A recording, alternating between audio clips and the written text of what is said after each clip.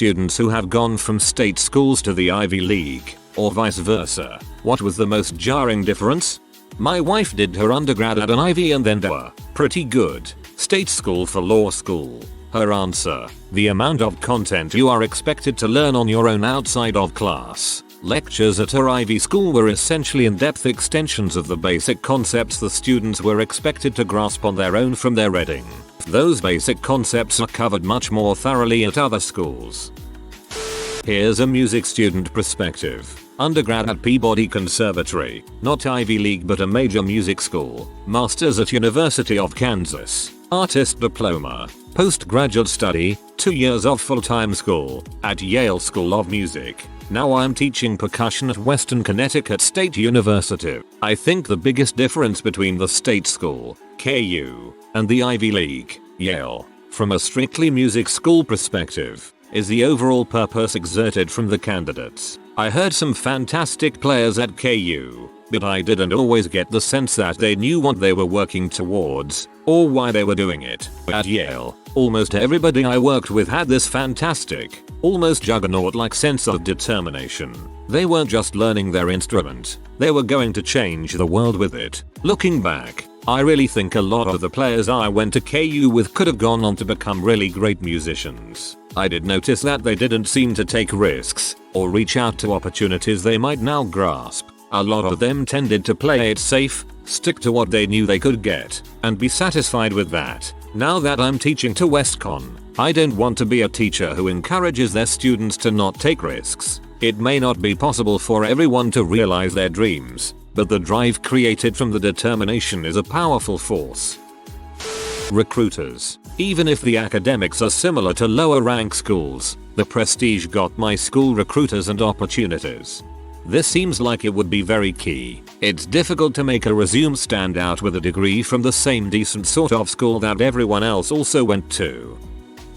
I did my bachelor's at a top 10 ranked private university in the US, and then my master's at a top 25 ranked state university that's known for engineering. To be honest, the biggest difference I saw was in an administrative sense. At the private university, they would hold your hand and make sure you met all your deadlines for declaring your major, selecting the courses you needed to graduate, and things like that. At the state university, you had to take care of that yourself for the most part, and if you missed something, they weren't as lenient. Also, parking enforcement was much stricter. As far as the coursework, it really depended on the professor in both cases. I had classes that ranged from awesome to mediocre at both universities, as well as from easy to dang near impossible. I feel like the quality of the students within their major of choice was maybe a little higher at the private university, but not by that much. What I did notice is that the students at the private university seemed to be more well-rounded. At the public tech school, you had a lot more engineers falling into the typical nerd stereotypes, video games, D&D, socially awkward and less appearance conscious, whereas people at the private university tended to branch out a little more. The downside of the private university is that 50% of my graduating class in engineering ended up in finance, consulting, medicine for example. People who saw biomedical engineering as pre-med plus, or other fields, not working as engineers. It's really disappointing to see the brightest minds of our generation getting sucked away by the vampire squids who see an engineering degree as nothing more than a shibboleth for being able to think analytically. Boo. I went to the University of New Hampshire for a year before transferring to a Penn.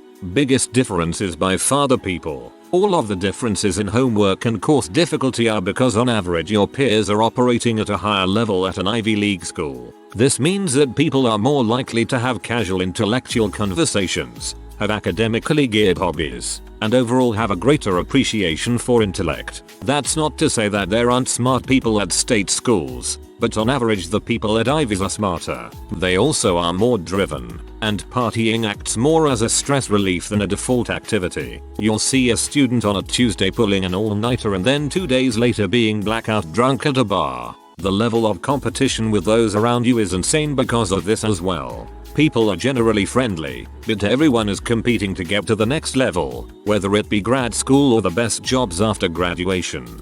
You'll see a student on a Tuesday pulling an all-nighter and then 2 days later being blackout drunk at a bar. Can confirm this happens in just about every graduate school.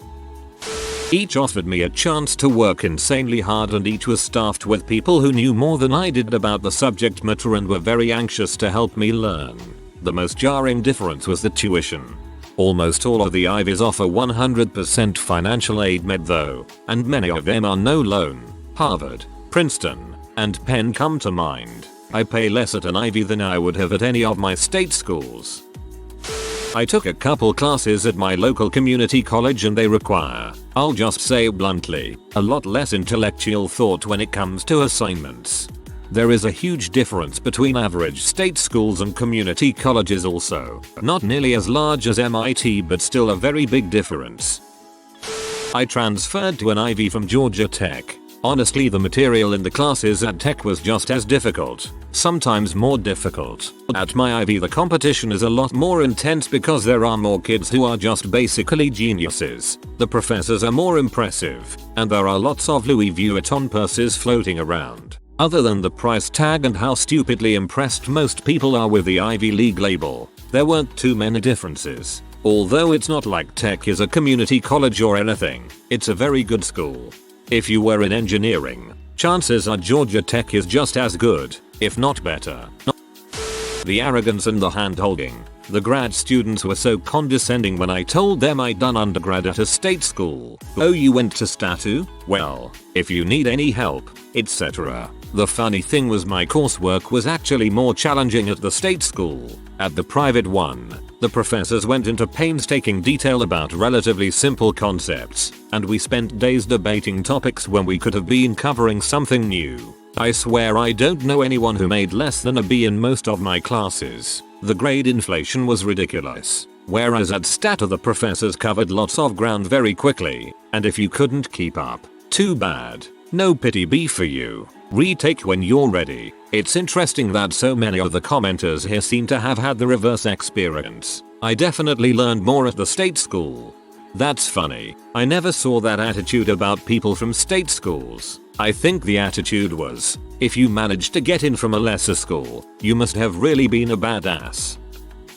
The most jarring difference. People weren't as depressed and suicidal at the state school. I transferred out of the elite school because I couldn't deal with visiting another friend in the psych ward or going to another funeral. Binge drinking was more to numb the pain than for fun. So many people threatened to transfer, but for some reason I was the only one who did it. Never regretted it even though it meant giving up the elite degree. Then I went back to visit the next year, and literally almost got shot. So that was fun and reaffirming. State school, wider range of types of people, more relaxed, definitely easier classes, although some were still challenging. And most teachers at least kind of cared about teaching, as opposed to elite school where they couldn't give their last F and were very open about that. Way less competitive. Not Ivy, but went to a Seven Sisters for my freshman year of undergrad, almost immediately decided to transfer after. You know how most little girls always dream of having a pony? I never had to because I already had two. Teehee. A girl having a very public freak out because her mother wouldn't let her borrow the SUV, skip a week of school, and drive to Florida on her parents' dime. A classmate making a remark about how poorly dressed people make her weep for humanity. When I tried to use that as a segue to see if she would be interested in joining Amnesty International with me, her response, verbatim, was "I don't weep for that kind of humanity." Transferred to state school, decidedly fewer buttholes.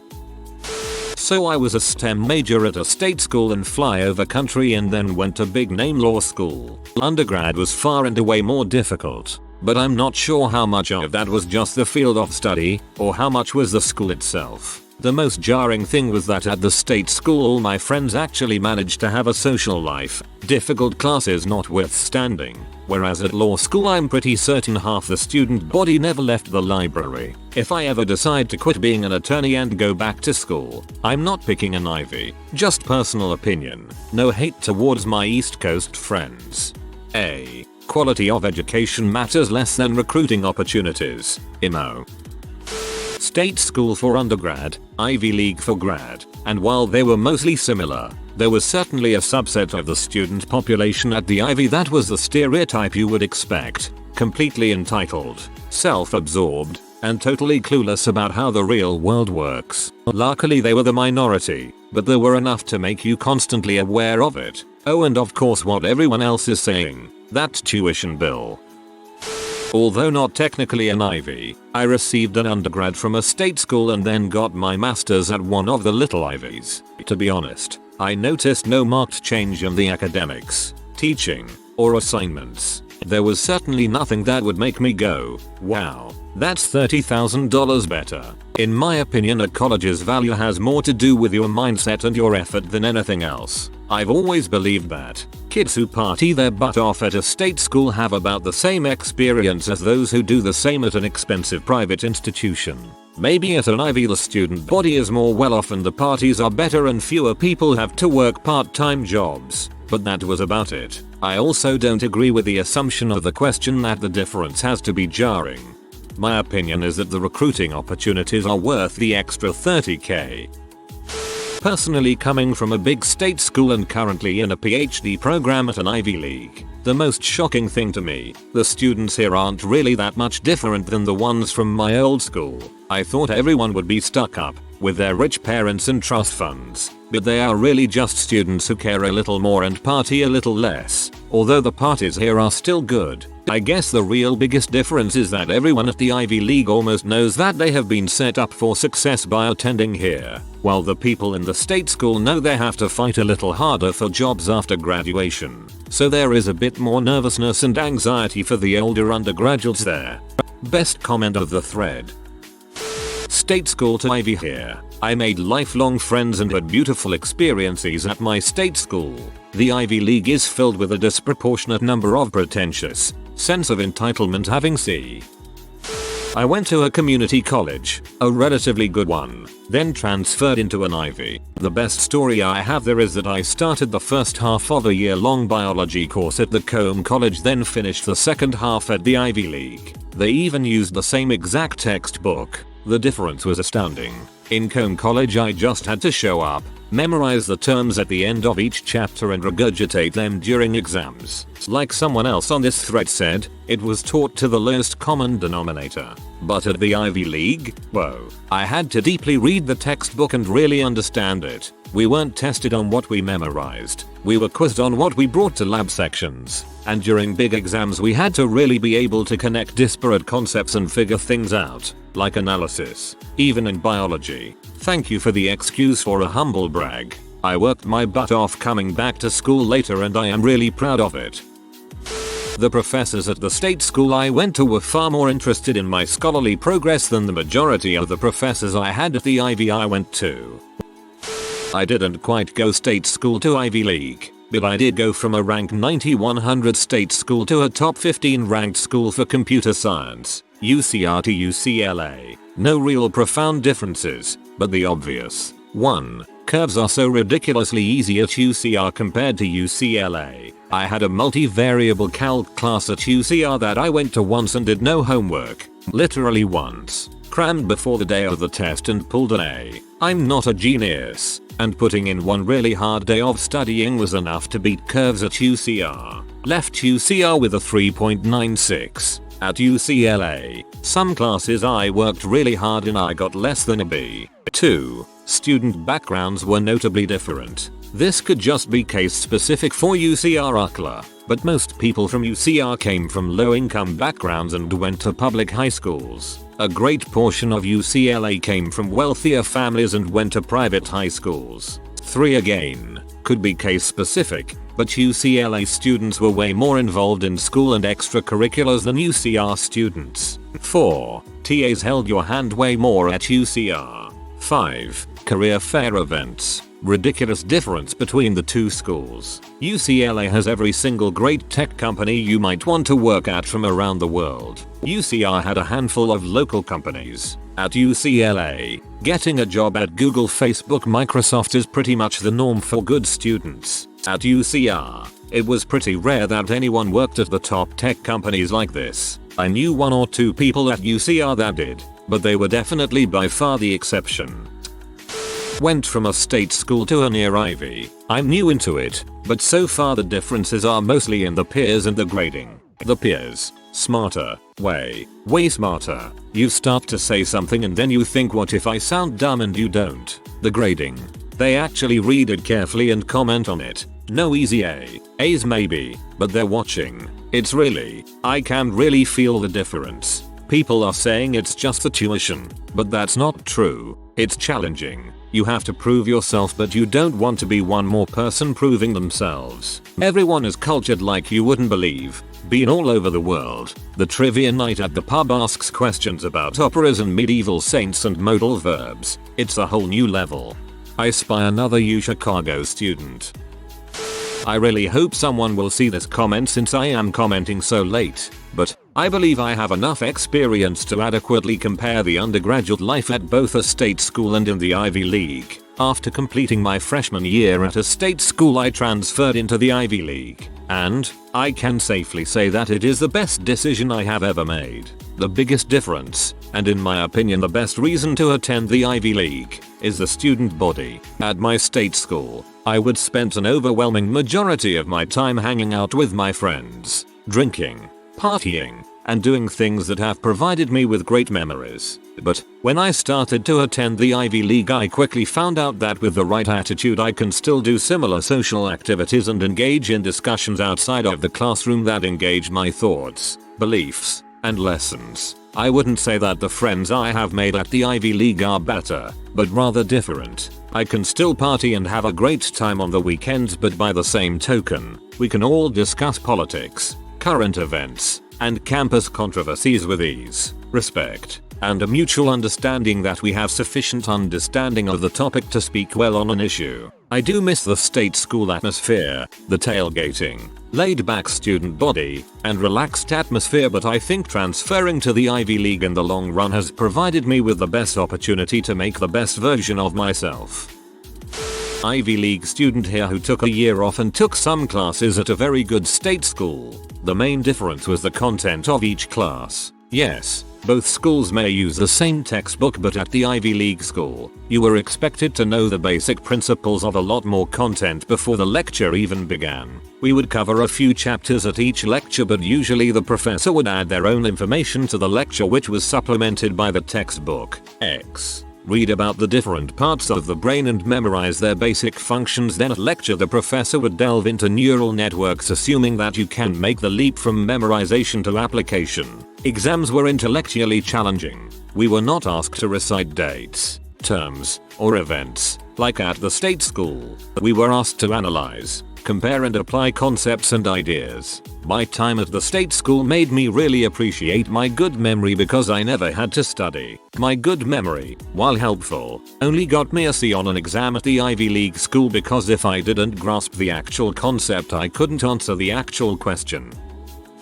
Went to a state school for undergrad, very good in my field, and a top school for grad school in physics engineering. This will get buried, but whatever. The biggest difference, both the students and the faculty at the top school tend to be far more condescending and arrogant. For example, my former supervisor, somewhat cited, and only marginally famous in my field, and probably sexist, told me that I had to meet his personal standards and the standards of the grad school. In and of itself would have been fine, except for the fact that he felt I didn't meet them. Well, that would have been okay too, except for the fact that he's full of crap.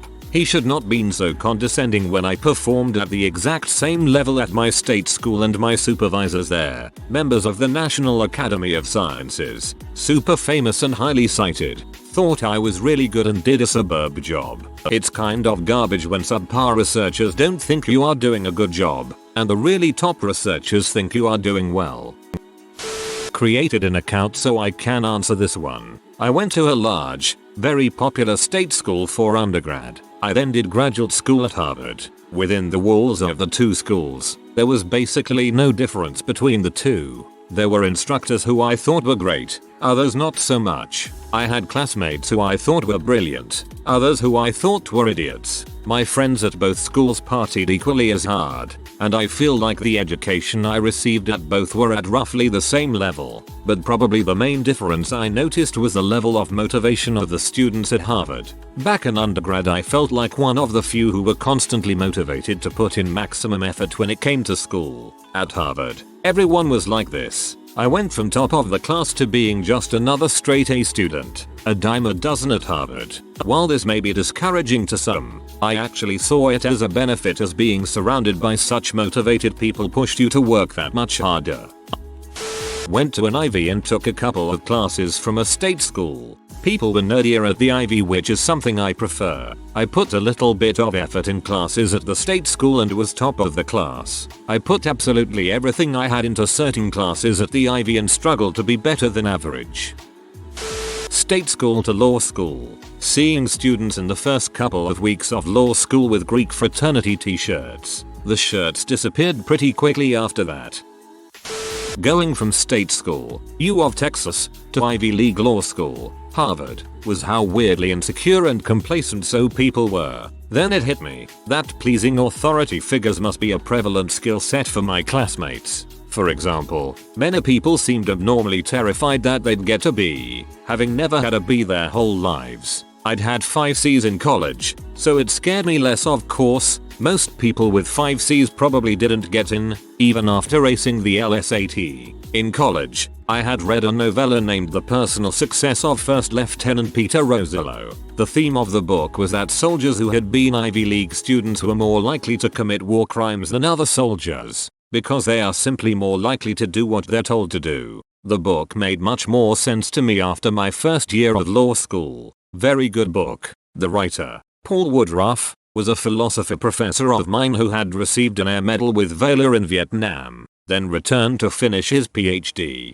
in Princeton only to be arrested at an anti-war protest. You'll have to list those among my conflicting accomplishments. He once quipped, "Fun fact, I got 2 C's in law school, still graduated with basic honors. CM Lord, mainly because I never ever got a B." True story. Other fun fact, Paul Woodruff gave me one of my college C's, then wrote me a stellar reference that helped get me into law school. Life can be funny sometimes. So, there are buttholes everywhere, but when you make something cost a lot, and attach a somewhat warranted but mostly unwarranted reputation to it, and spend half of your orientation beating it into kids' heads that they are better and in some way innately deserved this, you get a much higher concentration of our nation's worst, and a lot of people trying to be them, those awful people, as well. I felt as though it was a big scam. That's how I felt. That's how I feel. I can't think of a worse thing to do to the world than economically lock people out of the best education possible. Seriously, the top is a stagnant pond jerking off all over itself endlessly. It was socially a nightmare, and I spent the majority of my free time not around people from my school until I dropped out, mostly for these reasons. I knew and still remain close with a lot of awesome people, but I can't wait for the day education is free. It's going to be a huge freaking wake-up call for a lot of institutions that are really only exclusive in the sense that they cost a lot of money and have standards. I went to high school with a kid from one of the wealthiest families in the state, country even maybe. Kid couldn't have had higher than a 2.5 if that, never came to school and was generally that guy. He was accepted before I was, to the same school, to almost the same program. I wonder how that freaking happened. Seriously, the top is a stagnant pond jerking off all over itself endlessly. Welcome to academia. This is the biggest reason why I decided against continuing on to a PhD after finishing my master's. Well, it's not quite state Ivy, but I did my UG at University at Buffalo and now have gone to 2 different private graduate schools, University at Denver and then currently, Northeastern University. I would say the number one difference I've noticed is that the student affairs and career services sector of the school is way more organized and motivated. At UB they literally were like, you get a job or some crap. IDK. They really could have given a crap. One time, I had to go get the secretary from down the hall after waiting over an hour so she could file some papers so I could finally get approved to write my honors thesis. I'm pretty sure at NOI that chick would have gotten fired in a heartbeat. Both of the private grad schools literally babysit in terms of career services. Currently at NOI I have 3 different career counselors. One guy just freaking writes my resume for me practically, and the other 2 are just there to look at internships, co-ops etc, and help me out in any way possible. At UB you'd be surprised if they remember to add you to the freaking list serve. I went to a flagship state school for undergrad, as well. Career Services basically told me to just check their website. I did undergrad at an Ivy and am now getting my master's at one of the more highly regarded state schools. I have to say my coursework was far more rigorous in undergrad. The depth to which we were expected to understand and apply what we were learning was vastly greater than what I'm doing now. Even as a grad student, people can be pompous at the Ivies, but the same vibe exists at state schools except over different things. Went to a state school for undergrad, Ivy League for STEM PhD. Only main difference was the attitudes of the students. In undergrad, we had study groups and worked to understand stuff on our own. Didn't want professors' office hours. Only emailed for clarification when really necessary. Ivy League students IT'd got crap loads of hand holding, ridiculous curves on exams, and more office hours than they knew what to do with. Overall, the quality of their work didn't seem better. In lab, I mentored the laziest students, always finding ways to get out of doing PCR, half-assing experiments, sometimes ruining others' experiments, and they kept telling me that their school was better than mine. These lazy entitled suckers are MDs now. Don't get sick. Other than that, the schools and academics were remarkably similar. I'm highly doubting your story. I go to an Ivy League for grad school, and none of the undergrads I met would ever tell you to your face that your school was worse than theirs. At worst, they would just say nothing if you told them where you went. Also, they are obviously doing something right. If they're getting into good medical schools, their MCATs must have been decent. If you are new to the channel, you can subscribe. I publish new videos every day. Until then, check another video.